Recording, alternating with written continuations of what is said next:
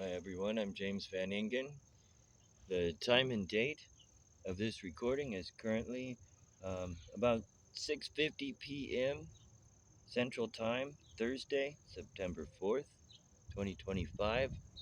This video is a continuation of a series of videos about my experiences with the Social Security Administration.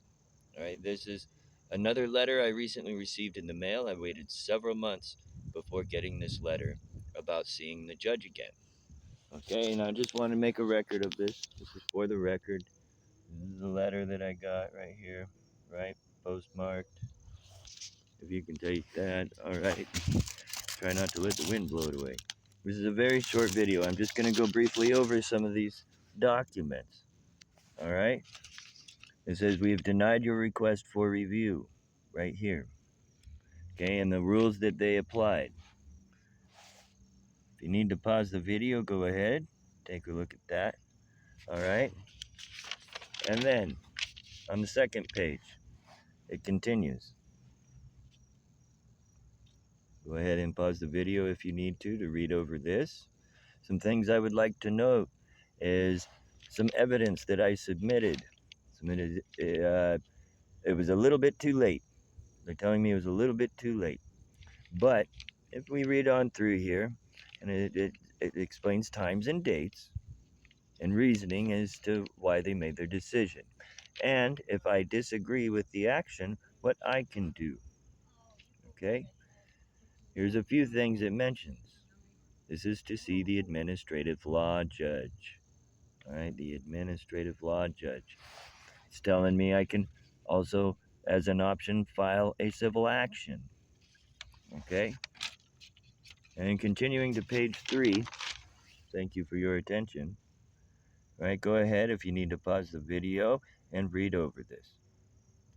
Okay, what it mentions here is the time to file a civil action is about 60 days. Okay, and it starts after the day you receive this letter, which is said July 20th on the postmarked letter. I did not receive it for several weeks. Okay, so I'm closing in very closely now on the end of this 60-day limit. This is a timely action that I must take in a very short period of time.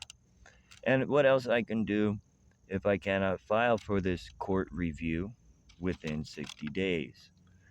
And ask the appeals council to extend time to file and a good reason for doing so in writing. So that means postage mail. You can't do all this electronically, I know, right?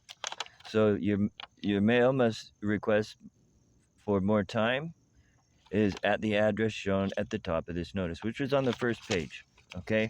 And then it goes on to cite some laws and legal codes, all right?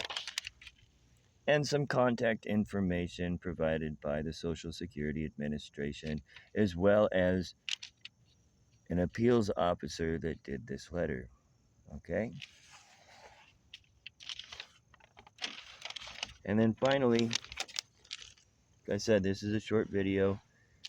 It shows what my claim is for and the various exhibits that I used to file this.